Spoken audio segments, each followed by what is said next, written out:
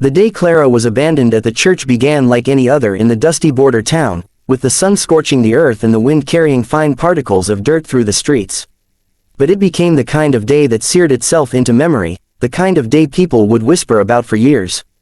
She had arrived that morning full of hope, her hair carefully braided, her dress pressed and white, the flowers in her hands freshly picked and fragrant.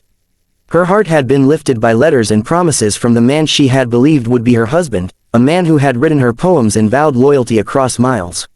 She had imagined this moment hundreds of times, the soft crunch of the gravel path as she walked toward him, the tender words whispered under the stained glass windows, the embrace that would mark the beginning of her new life.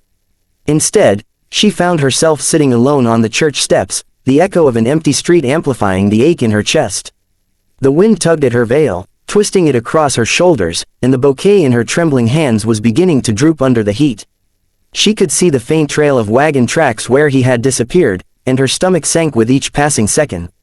At first, she tried to tell herself it was some mistake, that he had been delayed, that perhaps a carriage had broken down or the horse had thrown him. But as minutes turned into an hour, and the hour began to stretch, reality settled like a weight pressing down upon her chest. He wasn't coming. People started to gather in the distance, curious faces leaning out from doorways and windows. They whispered and nodded toward her, and she could hear fragments of what they said. Poor thing, abandoned, no man will touch her now. Their words cut deeper than she could have imagined, sharper than any blade. Clara pressed her hands over her eyes, hoping the world would disappear and the ground would swallow her.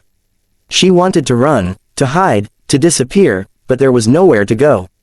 Her family lived hundreds of miles east, in a town that might as well have been on another planet, and the groom who had promised her a future had proven himself unworthy of even the smallest amount of trust. As the sun climbed higher, sweat dampening her hair and the back of her neck, Clara felt a hopelessness she had never known before. She remembered the letters, the fervent promises of a man she had never truly met, the dreams she had packed into a trunk that now sat at her side. The trunk was her lifeline, a physical manifestation of every hope she had carried with her.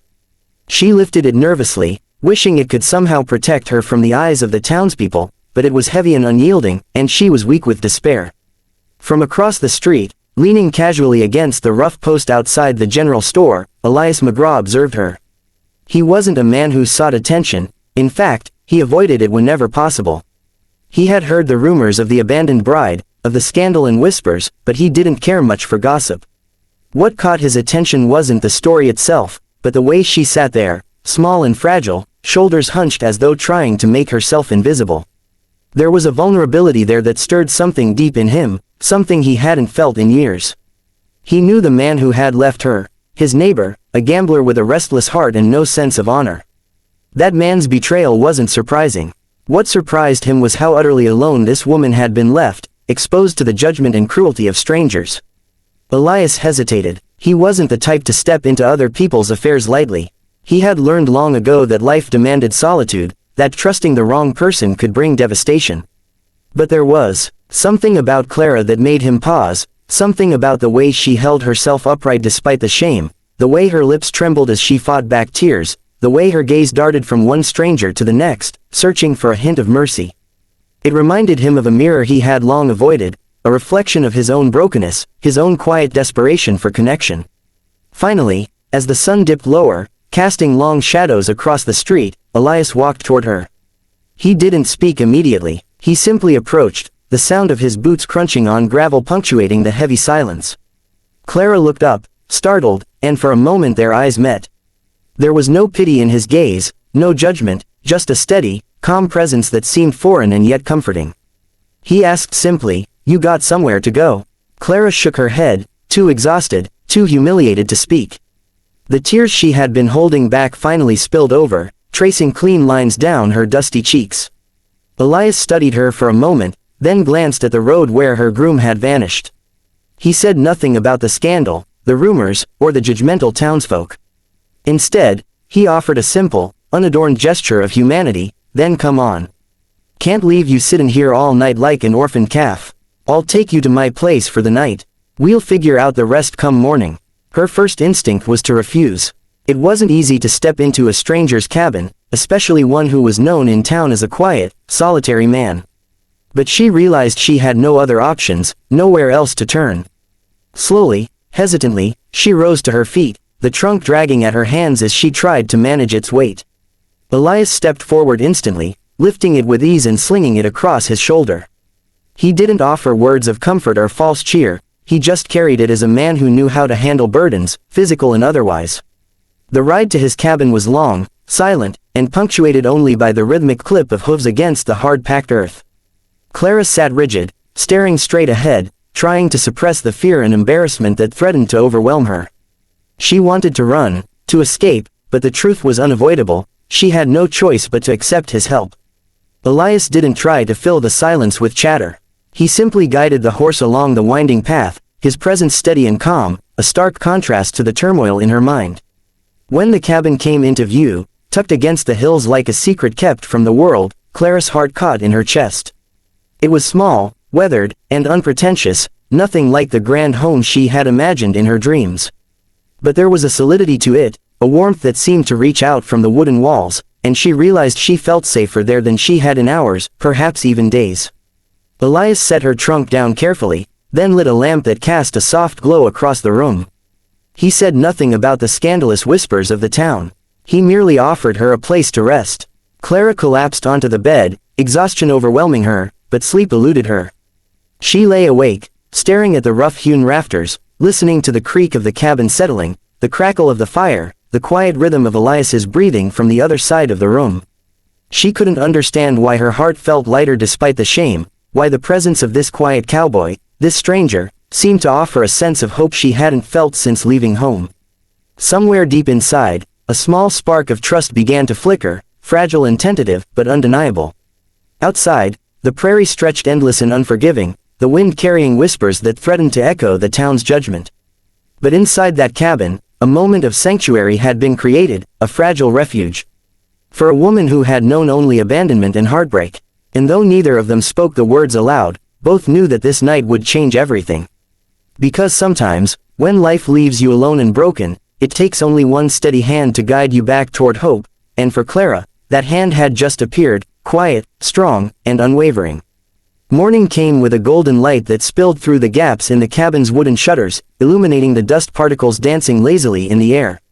Clara stirred, blinking against the brightness, and slowly realized she was not in the cold, unforgiving streets of the town she had left behind, nor was she being watched with judgmental eyes. She was in a small cabin, the smell of wood smoke and coffee filling her senses. Her heart still thumped with the fear of intrusion, of stepping into someone else's space, but alongside it was a cautious sense of relief.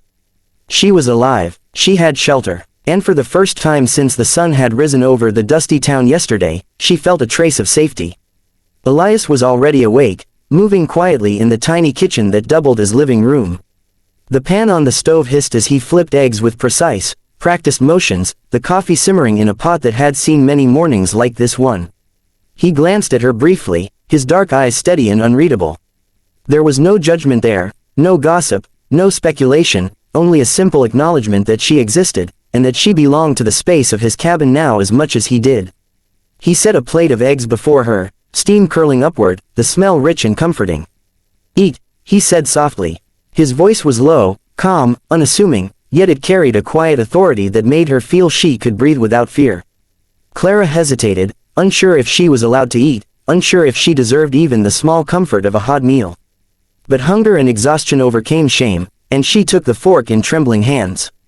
The eggs were ordinary, but they tasted like hope, like something she could cling to in the midst of chaos. She glanced at Elias, whose expression remained calm as he poured himself coffee and sat opposite her, hands wrapped around the warm mug. For a long moment, neither spoke. Finally, he said, "You'll have choices. Could go back east, could try findin' work in town. Could stay here a while till you figure out what's best." His eyes didn't leave hers, holding them steady, not with pressure, but with an understanding that surprised her. "Ain't for me to decide. But I figured you shouldn't sit out there another night." Her throat tightened, and she swallowed hard. I don't know where I'd go," she admitted softly, voice almost lost beneath the crackle of the fire. "There's no family waiting, no money either. I thought marriage would give me a start, a place where I could belong." She trailed off, shame creeping back, threatening to crush the small lift of hope she had felt just waking in the cabin. Elias nodded once, the faintest curve of his mouth suggesting acknowledgement without pity. "You can stay," he said simply. "Till you decide." It wasn't a command. It wasn't a favor. It was a statement of fact, and somehow that made her feel safer than any sermon or whispered reassurance ever could. He didn't care about what the town would say, didn't care about the gossip, he cared about what was right in front of him. And right in front of him was a woman who had been left alone, who had nowhere else to go, and whose spirit, though battered, was still burning quietly inside her.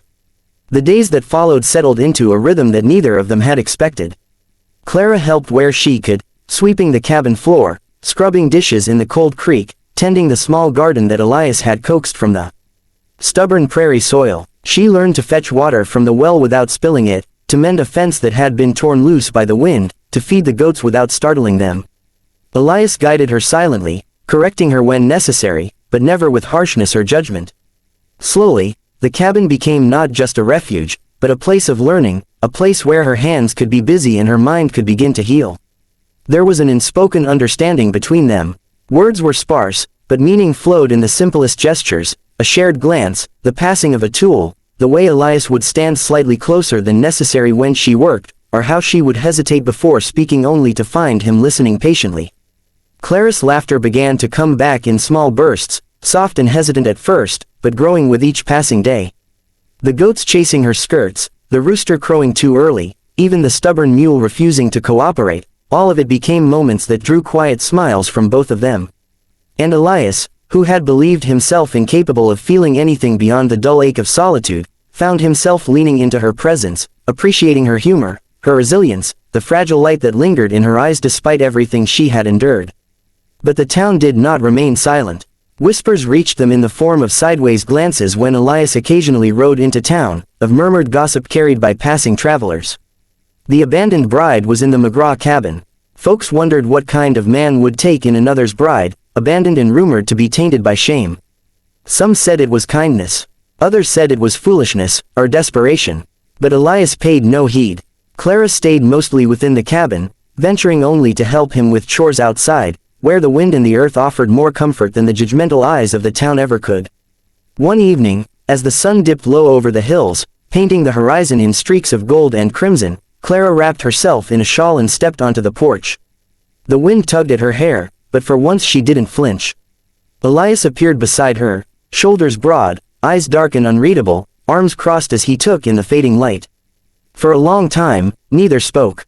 The silence was not uncomfortable, it was laden with the quiet understanding that both were thinking the same thing, the fragility of what they had found in each other. Finally, she whispered, almost too softly to be heard, "Do you regret bringing me here?" The question trembled with vulnerability, a crack in the wall of self-protection she had built since being abandoned. She feared his answer, feared disappointment, feared the cruel twist of reality that often followed hope. Elias turned his gaze toward her, surprised by the intensity in her voice. Her eyes glimmered with the fear of rejection, and something in him ached at the sight. "No, ma'am," he said, voice low but steady, the weight of years of solitude behind it. "Only thing I regret is not getting here sooner. Maybe then you wouldn't have had to sit so long alone." His words hung between them, simple and honest, yet brimming with a tenderness neither had expected. Clara's breath caught, and for the first time since being left at the church steps, she felt truly seen. Not as a cast-off, not as a shameful mistake, but as a woman whose worth had not vanished with one man's betrayal.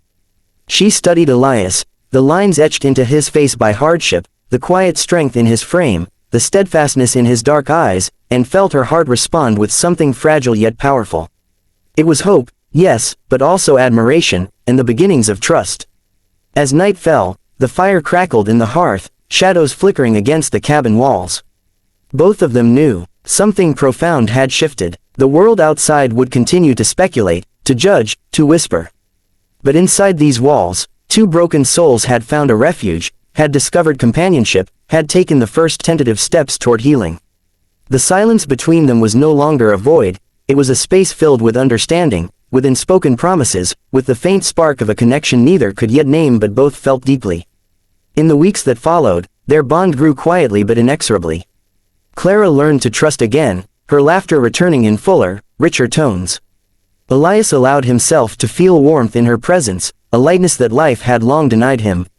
And though the town may never understand, Though the whispers may never cease, both of them realized that the life they were building together, within the shelter of that cabin and against the backdrop of the endless prairie, was stronger than rumor, stronger than fear, stronger than abandonment. And in the quiet moments before sleep, when the fire had burned low and the prairie wind whispered against the windows, both of them knew that something extraordinary had begun, not in the eyes of the town, not in the words of strangers, but in the steady, unshakable bond forming between a cowboy and a bride abandoned, a bond that would withstand every storm and surprise, and shock everyone who ever doubted the power of compassion, trust, and the human heart.